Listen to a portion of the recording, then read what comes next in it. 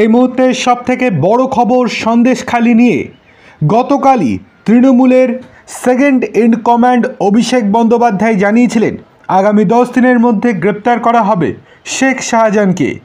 আদালতের নির্দেশের জন্যই আটকে গিয়েছে শেখ শাহজাহানের গ্রেপ্তারি।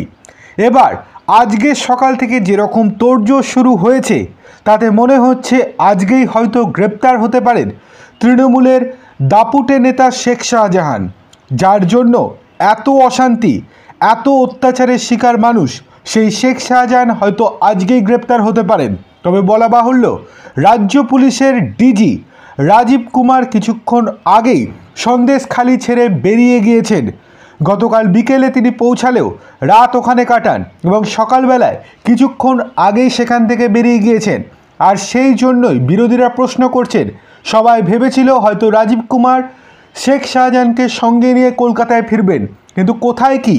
কিন্তু এর মধ্যেই রাজীব কুমার বেরিয়ে যাওয়ার কিছুক্ষণের মধ্যেই বিশাল পরিমাণ কমব্যাট ফোর্স সন্দেশখালিতে এসে পৌঁছেছে।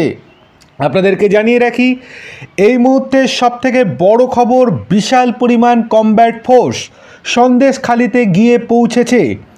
তাদের কাছে রয়েছে কাঁদানে গ্যাসের সেল। কিন্তু প্রশ্ন উঠতে শুরু করেছে, কাঁদানে গ্যাসের সেল কেন? তাহলে কি কোনো অশান্তি হতে পারে আজকে? সত্যি কি শেখ শাহজাহানকে গ্রেপ্তার করতে চান তারা, নাকি অন্য কোনো পরিকল্পনা রয়েছে তাদের, যে জন্য কাঁদানে গ্যাসের সেল নিয়ে এসছেন তারা? অন্যদিকে আরও বিশাল পরিমাণ পুলিশ বাহিনী আসতে শুরু করেছে সন্দেশখালিতে। দেখার বিষয় এই যে আজকে গ্রেপ্তার হয় কিনা শেখ শাহজাহান। এতদিন পুলিশ কোথায় ছিল? হঠাৎ অভিষেক বন্দ্যোপাধ্যায় বলার পরেই নড়ে চড়ে বসলো রাজ্য পুলিশ।